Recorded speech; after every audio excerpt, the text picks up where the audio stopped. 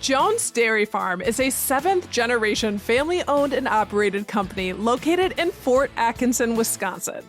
For more than 135 years, Jones has been using real, natural ingredients, original recipes, and time-honored traditions to create distinctive and timeless products. Jones is known for producing premium, all-natural breakfast sausage, naturally smoked hams and Canadian bacon, all-natural meatballs, and dry-aged bacon. All certified gluten-free. Have you ever been to a tropical dance party? Here's your chance. I'm talking about the Canopy Sessions at one of Madison's most unique spots, the Bowles Conservatory.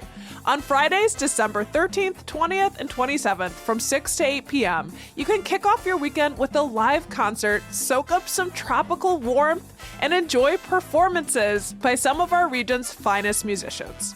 We're talking Latin American fusion band La Combi, jazz styles featuring Andean and Afro-Caribbean rhythms from the Richard Hildner Armancanqui Quartet, and some soulful Americana music from Robert J. and the Moon Gypsies. Learn more and get your tickets in advance at olbrich.org.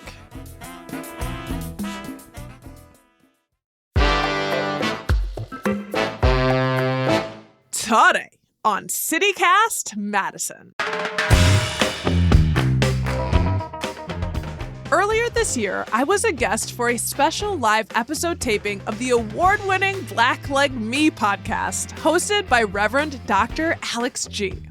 Dr. Gee is a well-known Madison faith leader, community development nonprofit founder, and founder of the Coming Center for Black Excellence and Culture. The event was a celebratory kickoff of Black Like Me's 10th season, where we discuss the Black experience and voice that the podcast platform allows in the media industry.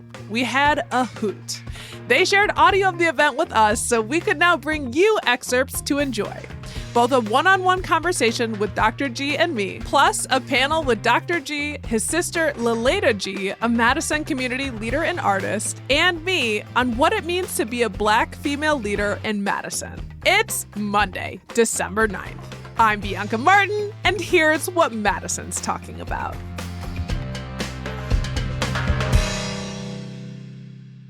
Before we start our episode, today we're kicking off our end-of-year membership campaign. And this week, I'll be sharing why I hope you'll become a CityCast member, which you can do at membership.citycast.fm.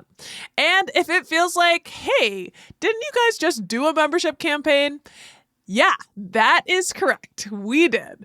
But before the year comes to a close, we do need to ask for your support one more time. Member support is essential to the future of CityCast Madison, and we hope that you'll join us today at membership.citycast.fm. Let's be real. After weeks of divisive headlines and a national election that left a lot of us feeling drained, it's easy to feel helpless. National news has this way of making the problems we face seem impossibly big and far beyond our control. But the truth is, connection and change start closer to home. That's why CityCast Madison is here to focus on what's happening in our neighborhoods, on our streets, and in our communities. Every day, we bring you the stories and conversations that matter most right here in Madison. From understanding how city decisions impact your daily life to discovering the people and places that make the city special, we're here to offer something different, something useful, something hopeful. At CityCast Madison, we believe local news isn't just about keeping you informed. It's about creating connections, helping you understand your city, and reminding you that change happens right here where you live. That's why I'm asking for your support. Becoming a CityCast Madison member helps us keep doing this work, digging into local stories that have an impact and bringing you the news and perspectives that make a difference in your daily life. Join us at membership.citycast.fm. And here's something extra. Extra. Anyone who signs up this week will receive an exclusive CityCast Madison tote bag. Yup. Yup, and y'all, it's a good one. It's the perfect way to show your support for local journalism while sporting some great swag around town. I know I want one. So, for as little as $8 a month or $80 a year, you can invest in local journalism that connects and empowers. Join us at membership.citycast.fm.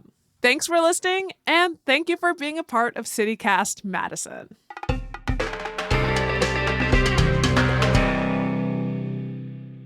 We're going to shift a bit because I've invited a very special guest to sit here with me today and to talk with me.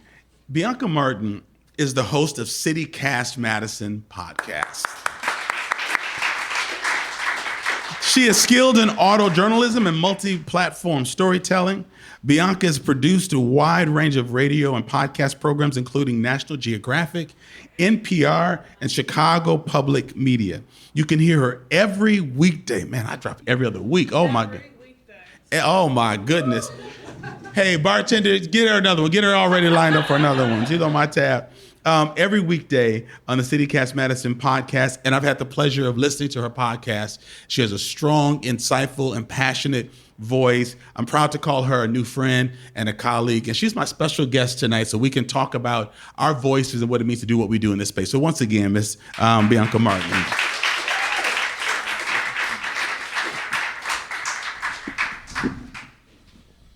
I just have to first say thank you so much for inviting me. I am beyond honored, and I've known about you since, the Justified Anger article came out, and it means a lot to me to be here and listening to your podcast and later to meet your sister Lilada. You guys are heroes to me, so. That's I don't mean to yeah. No. We paid her to say that. No, they didn't. No, they did. Listen, I'm so glad that you're here. So we want to talk a little bit about the importance of our voices in spaces like this. So my first one is, in light of what's happening now in media, what's it like being a Black person, a Black communications professional in the current media environment? Man, it is complicated. Like, you really set up your experience so well, and it made me think about all of the different, microaggressions and all the extra work that we have to go through just every single day to show up. I think I stand on the shoulders of giants, and yet it's still so heavy. I think people expect so much of Black people, and especially Black professionals. I think they think we are the answer, and we certainly are part of the answer, but we can't do it all. And being in media and being able to share my voice is such a gift. And I really joined this space because I've always been interested in how power works and how it's shared. Growing up the way that I did, and definitely lower socioeconomic status, I just was like, these systems aren't right. They're not fair. And how do I get the word out? How do we do this? I looked to mass media. So that's kind of why I went to that. I was like, maybe I'll try and be the president of PBS, save the kids. And I'm like, well, the adults need to be saved. There's still time. There's still time. There's still time. Thank you. But yeah, it's a complicated space. I am tired like everyone else, even though I'm a young person. It's like I don't want to complain, but I think my experiences in life have made me very sensitive. I carry a lot of trauma in my body, and it's something that is a full-time job to try and heal. And it's ancestral, it's generational. Both of my parents passed away. My mother passed away last year. I think I've shared that with you recently. Yes. And just, we're out here. We're trying to change our landscape so that we can all have a beautiful life. And it's a lot of work, but it's also a privilege.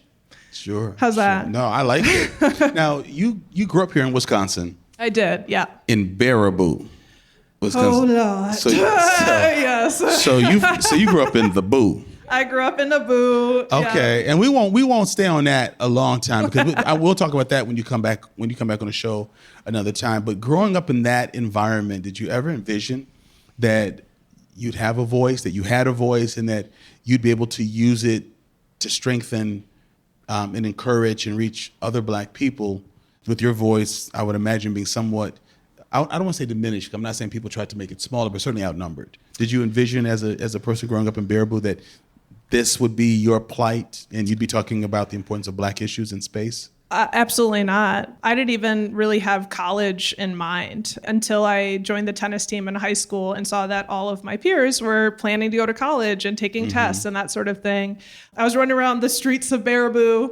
I actually was a pretty good kid, but I was, and kids are supposed to be out, having fun. But yeah, I just didn't have a lot of support at home, not a lot of supervision, and just kind of ill parents who weren't very present. And I don't think there were a ton of people looking out for me to be a star. In fact, I was just thinking recently, and I intend to be a star. Obviously, I just shared that, which sounds like very Kanye, but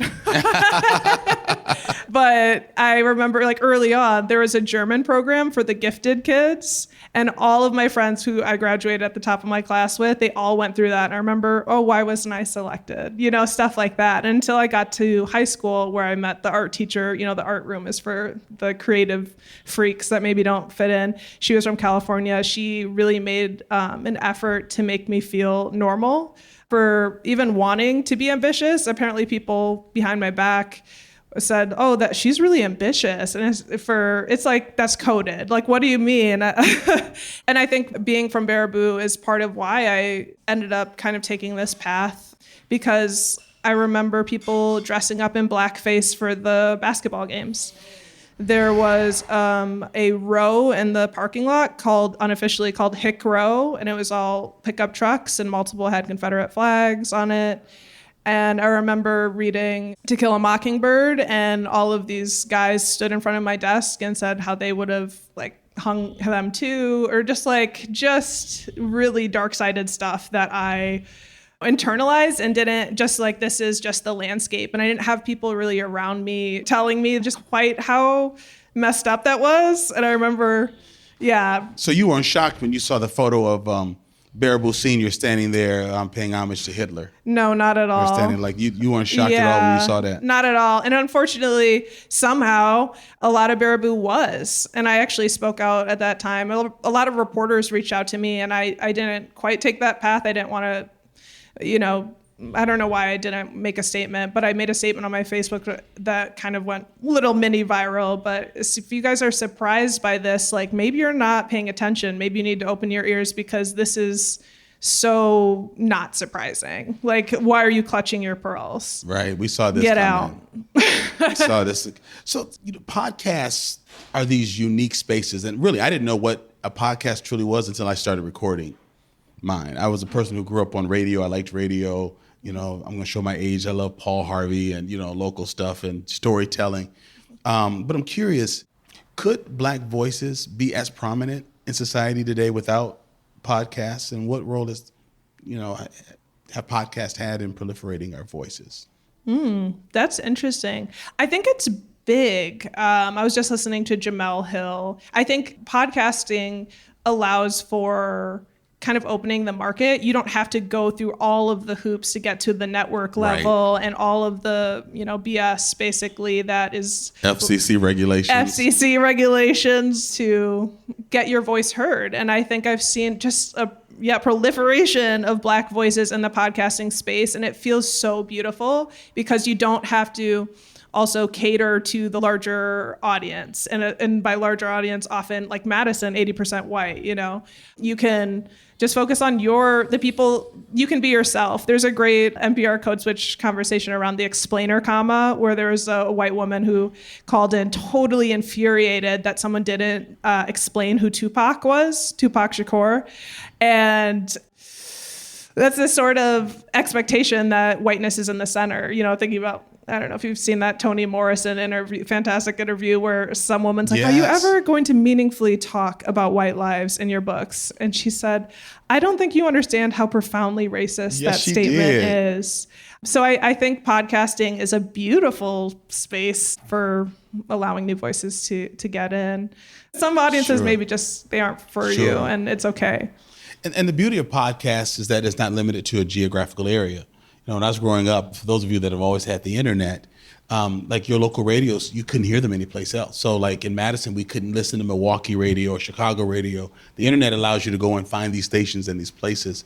So what's really beautiful is that if we were just if we were only left to radio, you'd need the resources to do it and the access, the infrastructure and the infrastructure and all of those things. And we have people creating powerful conversations in wonderful spaces, and they're able to do that from a simple, space like this. And so, and just using their smartphone. And using a smartphone. Yeah.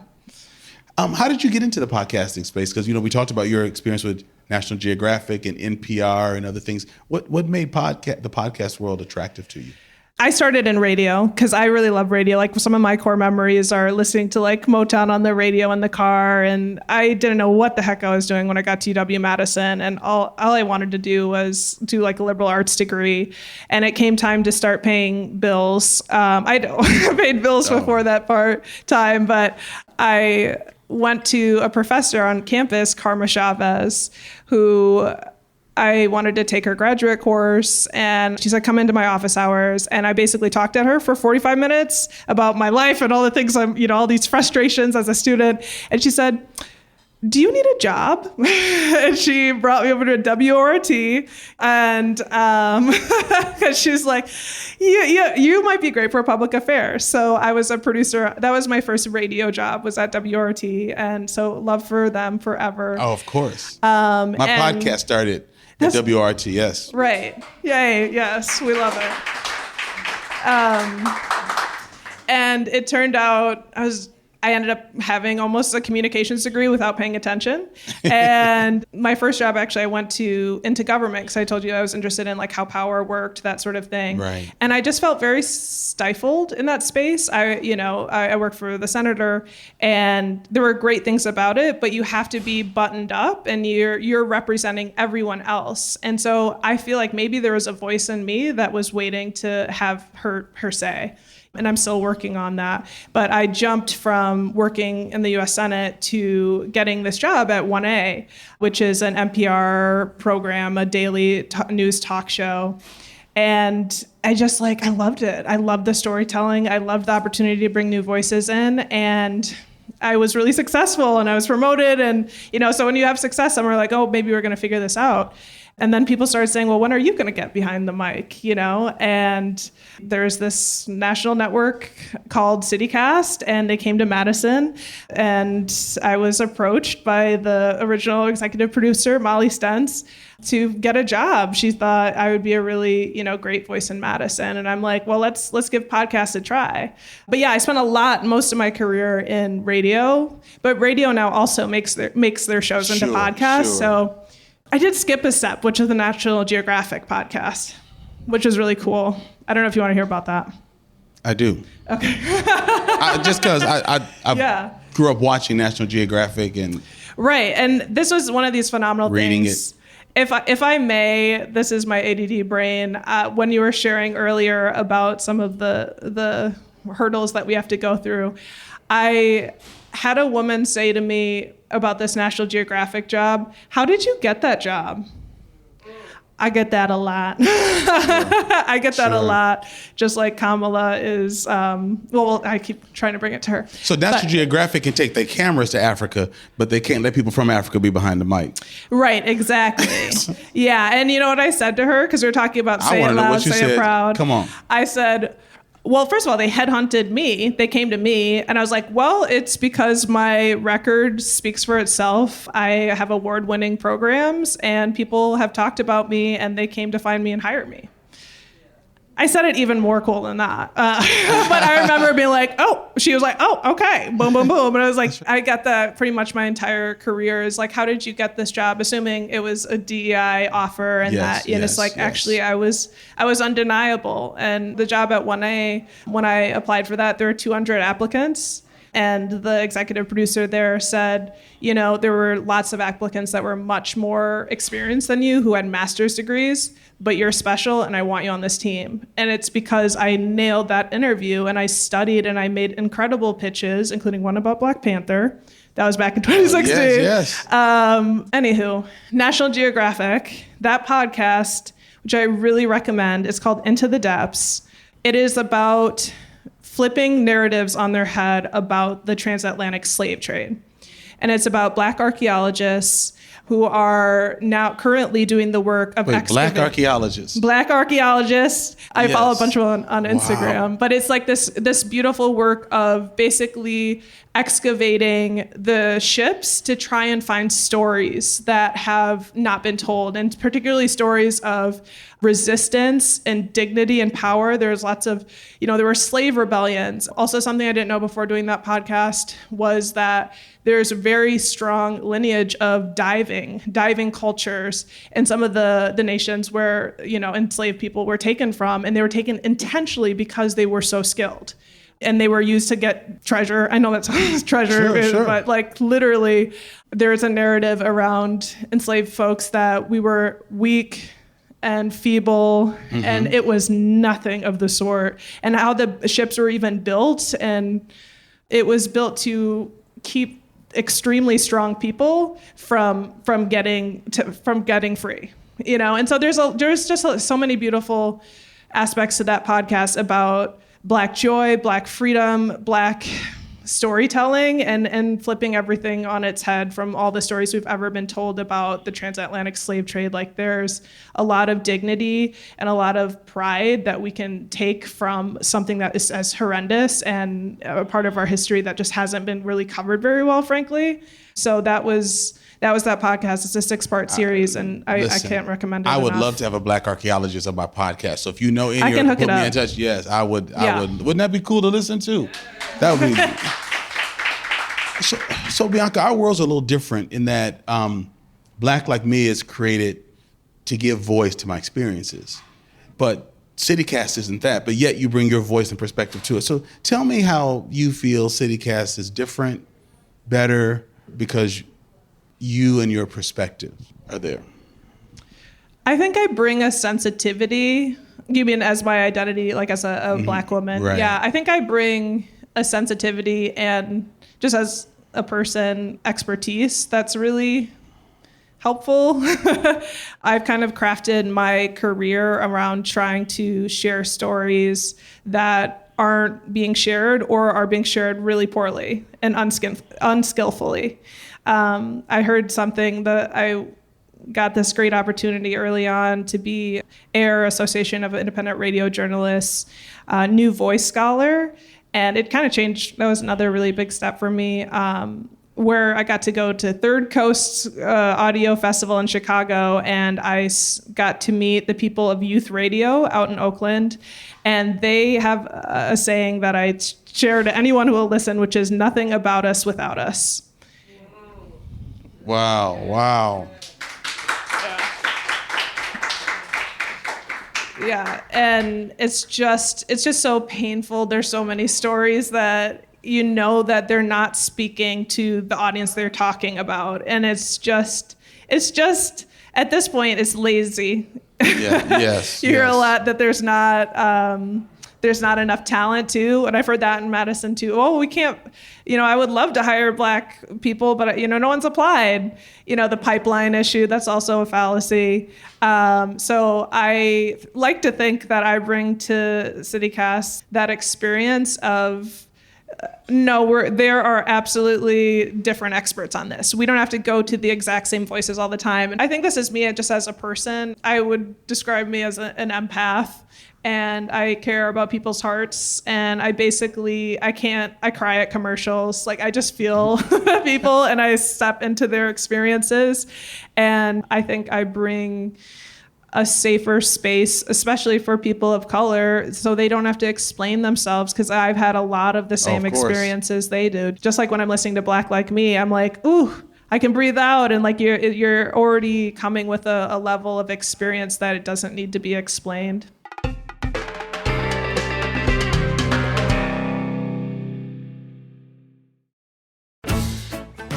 Orthodontic Experts, an established high-quality orthodontist accredited by the Better Business Bureau, is officially offering braces and aligners for every budget to the Madison community. Committed to making a lasting difference in the lives of their patients while striving to be an industry leader in the orthodontic field, Orthodontic Experts is where the best value, quality, and accessibility align. With flexible treatment options ranging from traditional metal braces, gold braces, ceramic braces, and clear aligners, there's an option for every member of the family.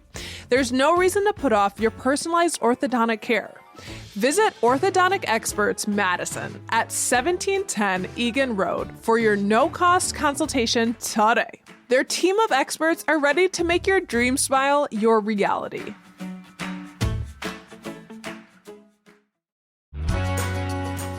Jones Dairy Farm was founded on a family recipe for pork sausage, made with just pork, salt, and spices. Who knew that 135 years later, they'd still be using the same recipe today? Their iconic roll sausage is a perfect protein to include in your weekly rotation.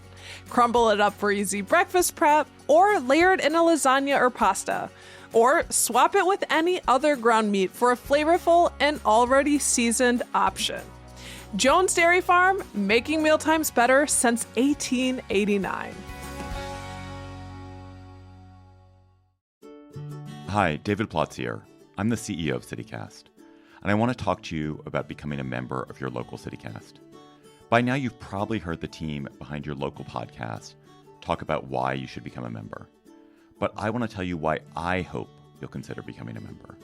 We started City Cast because we believe cities are amazing and that they're at their best when they're full of passionate people who know what's going on and are actually engaged in them.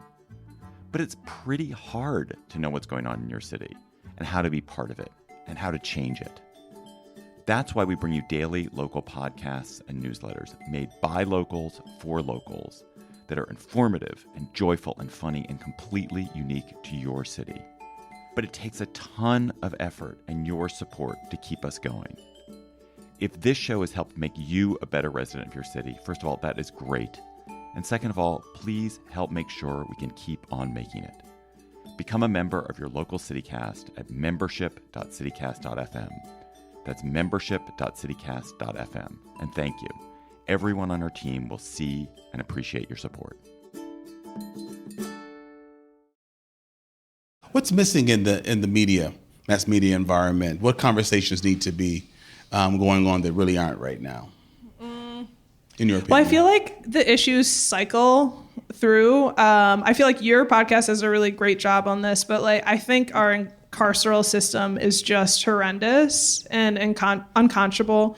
And I think a lot of people, the news has been so heavy, the national news and international news, that it's getting forgotten. But there are humans today who are being treated like they aren't humans. And how do we tackle those issues with empathy and looking for solutions? It's something we try to do those conversations, and sometimes audiences want to look away, same way people look away from someone who's homeless, or maybe they feel powerless. And if there could be more effort and, time put aside to get away from the daily deadlines, to get out of your butt, and do the work of talking about mass incarceration more, that would be really phenomenal. I think newsrooms are very, very white still to this day. Madison is certainly an example of that. A lot of our major outlets have mostly white newsrooms. And the things that you miss there are that lived experience, and you'll see mistakes that are really egregious that can turn audience members away. Like if I'm reading something that somebody wrote and it has a total, microaggression, or, someone puts Chinaman or like something just outdated and wrong, I'm to think this isn't for me. And I don't know, this is just me. This is the media landscape. It's so fractured. It would be nice if we could get on the same page for fixing and addressing some of the issues we face. Mm-hmm. When we first started out off in this conversation, you talked about wanting to understand how power works.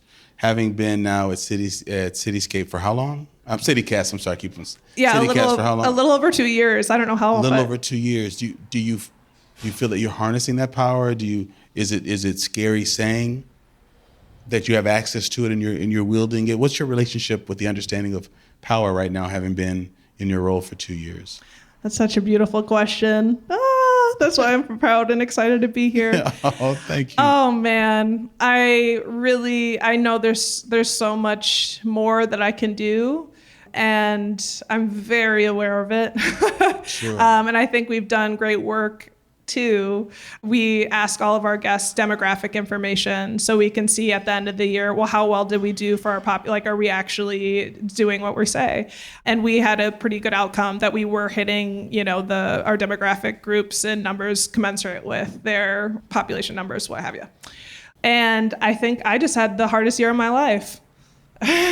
Frankly, Sure, I lost my sure. mom and other things. Family member was incarcerated. Being back in Madison after I moved to DC and I lived in Chicago, and I actually stayed in Madison because of this job opportunity, but it wasn't my intention. And I actually left because I wanted to maybe be in a more diverse city, which your words actually have rung out to me ever since I heard them, which was, we really want to keep Black talent in Madison. How do we do that? And then I graduated. I'm like, after a year, I'm like, okay, I'm going. But I came back. And I'm grappling with a lot of the same struggles that I hear from other people of color here, that it can be tiring, that it's exhausting to explain yourself, your humanity, and people questioning your experiences too if you do face racism. But I've also encountered allies, and I know there's such goodwill in Madison. Like, there's genuine goodwill across the board and from, white allies. So when it comes to power, I think I have been shedding layers. I don't know if have you heard of it's the metaphor about a lobster. Like, the lobster grows and grows and grows in its shell. And then it's like it's basically gonna burst out of its shell, and it's gonna be totally vulnerable, until it grows its new exoskeleton. I feel a little bit like that. Like, I burst out of a shell and I was very vulnerable when I took the mic for City Cast Madison. Now somehow we've done like 370 episodes and it gets easier. Thank you. But I'd be lying if I didn't say I wasn't hiding under my covers a lot, like Sure. trying to just make it another day and integrate myself into Madison and protect myself, because I am used to kind of putting others first and giving myself totally away. And I've found little ways and bigger ways interpersonally to stand up for myself. And those have consequences too that take a lot of energy. But I think I'm proud of where I'm at today and the fact that I've made it. We got Madison's best podcast, and we were Madison focused, local, and I don't know. It's a journey, but I am excited to possibly even evolve Pokemon style to my next Pokemon, Yes. so I can execute on more power. And now we're bringing you the part of the live podcast taping where Reverend Dr. Alex Gee invited both community leader and artist Lilada Gee and me up on stage to talk about how we move in our identities as Black women in leadership in Madison. I want to invite fellow podcaster and my sister Lilada Gee, who is a podcast host of Defending Black Girlhood. Let's give them a hand as they come back up. All right, so I want to throw a slight curveball because we've been talking about the importance of Black voices in spaces. But what I'd love to bring up is, what's the uniqueness for the opportunities or the need specifically for the voice of Black women in media? Because that's different, perhaps. It is definitely different than my perspectives. And so, do you agree that that space is different? Yeah, it's totally different. Everybody wants Black women to save everybody, but nobody wants to listen to us. So true. So. Oh, wow. Well, you're just going to leave it right there? So you're just going to do that mic drop right there at the table? It's so true. And I think, asking about Black female voices versus Black male voices, I think that there's an extra weight being a woman, a Black woman, because there's more expected of us. We are everyone's mom. You have to be empathetic and warm and competent. And then there's a society that, ascribes you as less competent without even knowing you. I think that's something I've been thinking about. Something I just heard today was, I think a lot about my speech patterns, and I say like. Sometimes I kind of, I use I say like, and apparently for women behind the mic, that's more common in our speech generally because we have a tendency to get cut off. People interrupt us more. We're less respected. Right. I mean, I think, again, we're expected to save everyone, to be the leader of every movement, but we're not included. Like, I'll give you, for instance, years ago, 2020, there was this march that was happening on campus and down State Street. And they were chanting, "What's his name? George Floyd. What's his name? George Floyd." And then they said, "What's her name?" And it got totally quiet because no one could come up with Breonna Taylor. It got totally quiet. And there's always conversation that Black women aren't doing enough, yet we are always doing everything. Like, we have nursed everyone at our breasts. And there's always wanting more from us, but not wanting more of us. Like, I had this conversation with a white woman recently, and she kept telling me how Black people need to vote. You need to vote, you need to go to vote. I'm so sick of white people telling me to vote.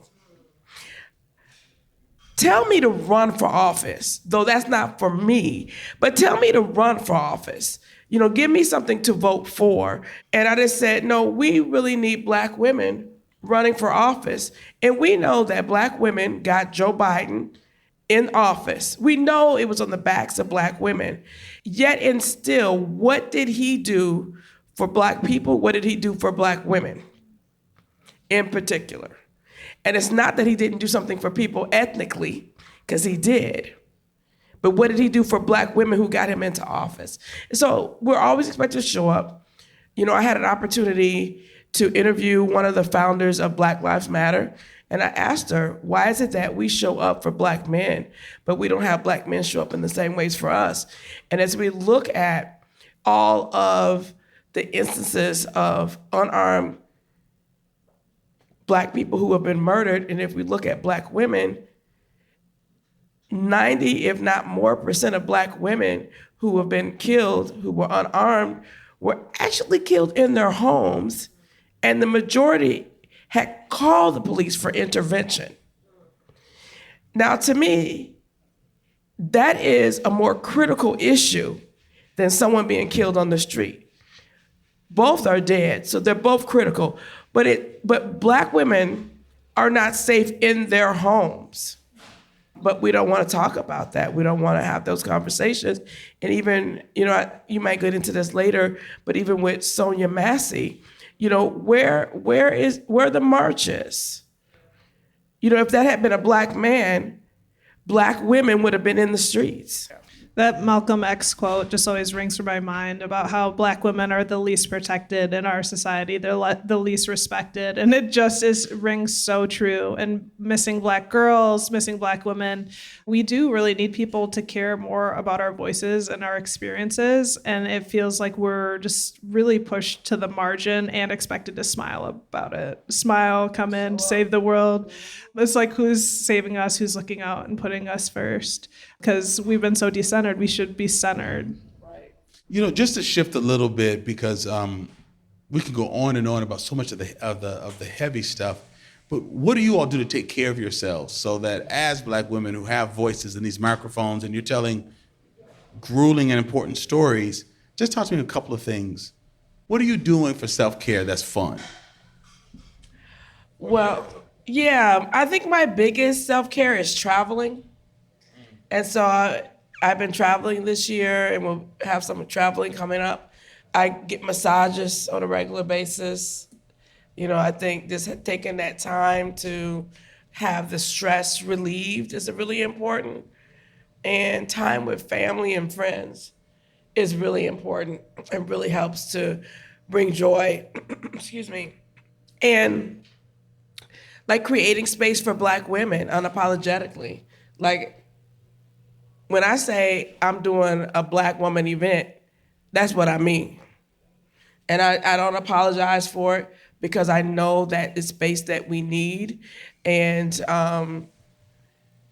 I like to have that space. I need to have spaces in life where I'm not apologizing, where I'm not explaining, where I'm not being microaggressed against. You know, I need that space. And so creating those spaces. How about you? I love it. Yes. My first endeavor this summer that was supposed to be fun, and it absolutely was I decided I was going to bartend at Gamma Ray Bar.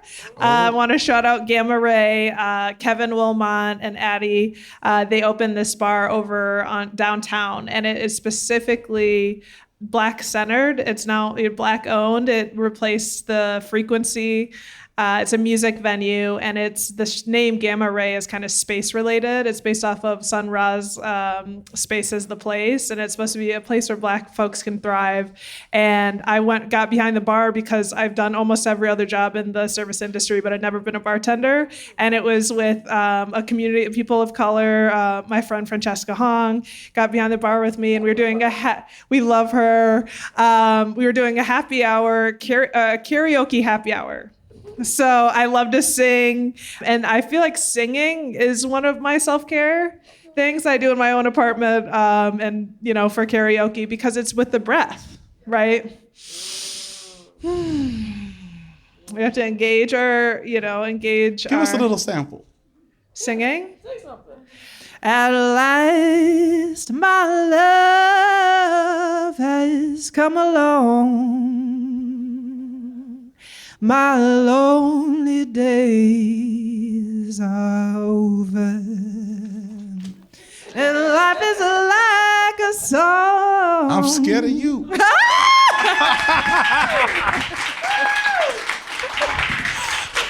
Y'all better grab her out. She's over 18, but y'all might just make an allowance. Y'all make just allowance just for like some senior guest singers sometime. Oh my, who knew? I mean, my plants, they know. I sing at home. So singing, karaoke, and acupuncture. So I'm really with the massage over here. Red Sage, I feel like they're affordable, and they do acupuncture. Red Sage on Willie Street. We're on Willie Street right now at Cafe Coda, another wonderful music venue. Sure. But yeah, acupuncture has allowed me to get away from my phone, and cupping for stress. So yeah. Wow.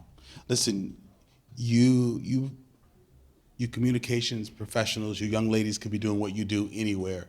But the fact that you bring your voices with all of its special ranges and storytelling, and you show up and you continue to stay focused, and you talk about the needs of other people while still not being certain if folks will come to your rescue the way you come to others. Madison is very fortunate to have you, your voices, and your perspectives here. So I want to thank you all.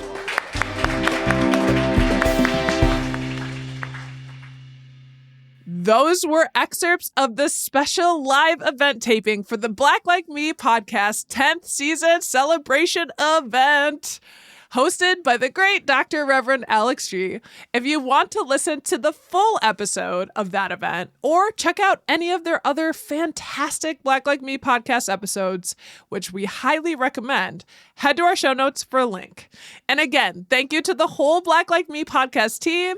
Special shout out to Jeremy Holiday for sending us this audio, and massive thanks to its host, Reverend Dr. Alex Gee and Lilada Gee, for the wonderful opportunity. And now a reminder that our end of year campaign is underway, so become a City Cast Madison member to support journalism that connects our city. Go to membership.citycast.fm right now to join. If you're already a member, thank you. We couldn't do this work without you.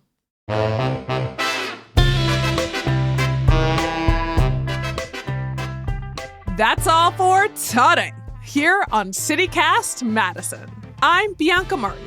If you enjoyed the show, why not share this episode with someone you know who uses their voice to uplift others? All right, we'll be back tomorrow morning with more stories from around the city. Until then, Take good care.